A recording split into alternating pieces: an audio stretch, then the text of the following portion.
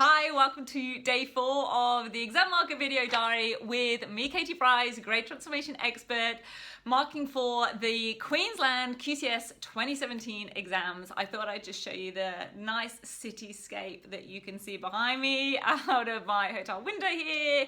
It actually looks a little bit nicer than that in real life. I can see the reflection isn't as good as what it looks like as I look out the window. But what I want to talk to you today, day 4, is something that I talk to a lot of students about, and sometimes it's one of those things that's easy to solve, not in the way you would normally expect, and it's all about time in an exam. Now, I know I talk a lot about how to divide up time, how to prioritize time in an exam. It's a huge part of one of the 7 elements of exam technique that I teach in the 10-week program, but still, obviously, students do struggle with time and running out of time.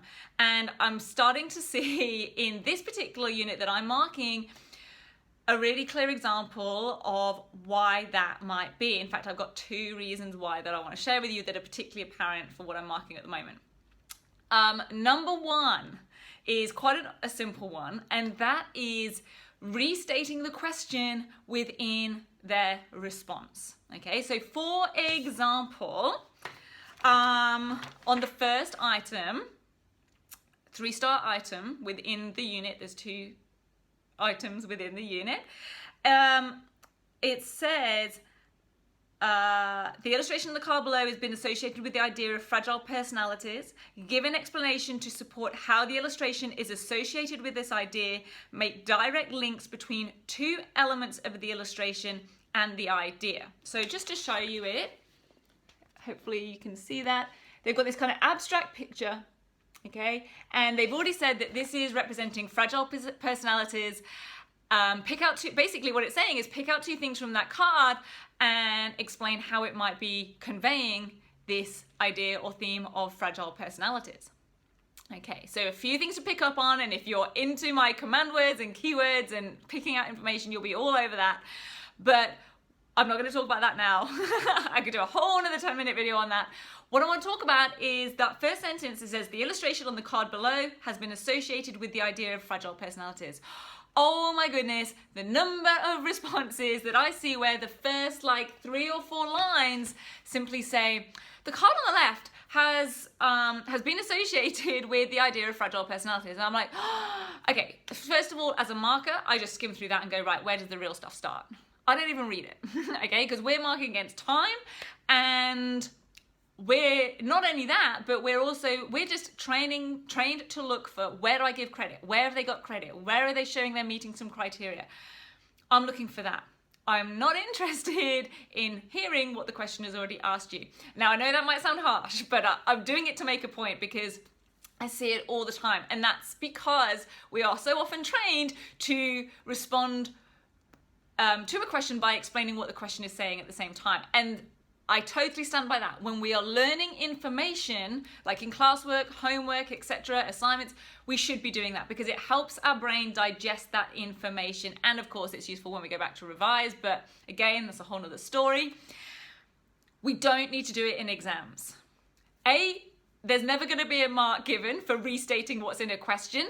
Don't get me wrong, sometimes we might need to use specific words within our responses that show that we're responding to specific parts of a question, but we do not need to restate information that has already been given to us, like an introduction to our response. Okay, again, this is, as you can see, a fairly short response. It's not an essay, so if it was an essay, we may need to use introductory information. I don't want any confusion here about any messages I've ever put out before or might ever put out again in the future. But don't restate information in the answer. So there you go. There's 3 or 4 lines they could have saved. And in some cases, it's 2 whole sentences students are writing that they don't need. Imagine if we could cut back just 1 sentence or 2 lines or even 1 line from every question that we answer in an exam. how much more time have we just gained? That's, a whole paragraph at least of an extended response, or at least another 2 questions on a paper, whatever it might be. So that's point number 1, pretty straightforward. The second point is this, and this is where it can get a little bit grey and a little bit fuzzy sometimes. There is a note on the marking guide. This is my blank one that I bring home with me. The one that you saw the other day that I've got all sorts of highlights and notes on is still in that, stays in that marking hall, and I use that every day.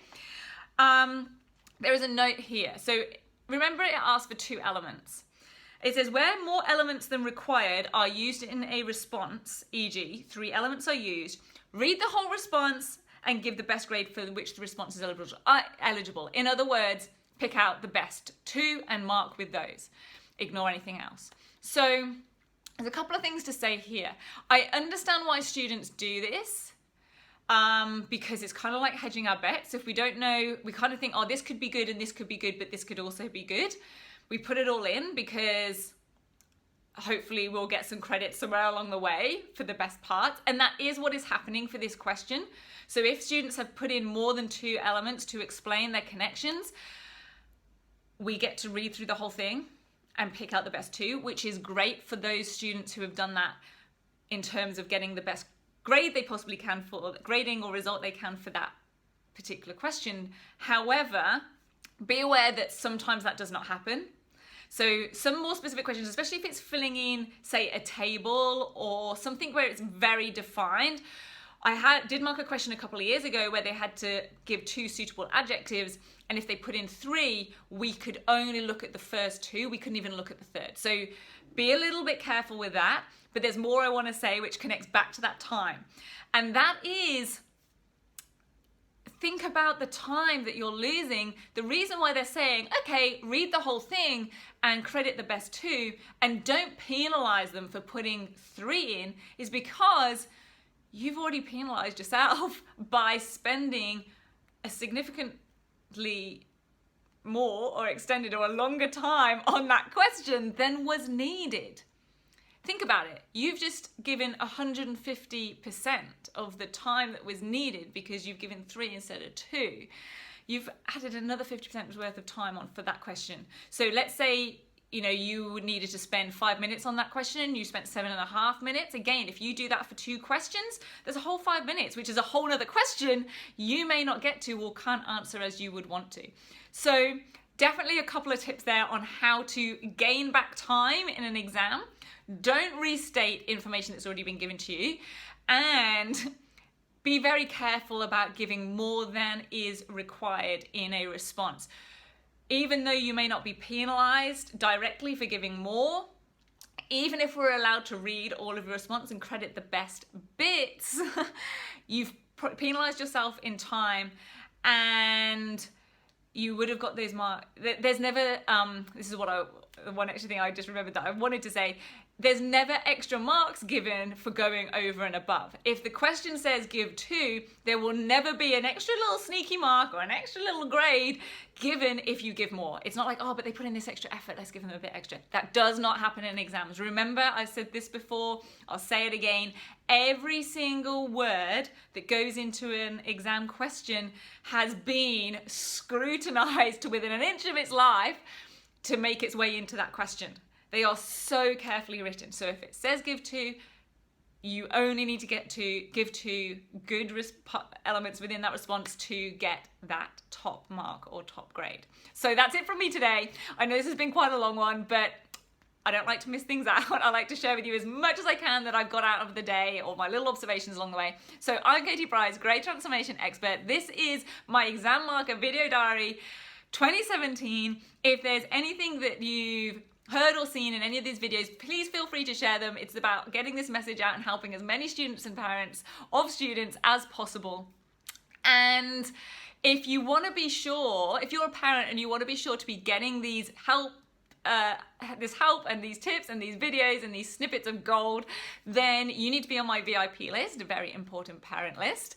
And you can do that if you You will obviously maybe have seen this through my blog. I've got a free guide that you can opt into on there, and that will put you on my list. And likewise, if you're seeing this on Facebook, at the top of the Rock Solid Study Facebook page, there is a free guide. And if you opt in for that, then you will also go to my VIP list and be sure to get all of these videos delivered to you weekly. That's it from me. Until next time, have a great rest of your day. Have a fantastic week ahead, and I'll see you soon.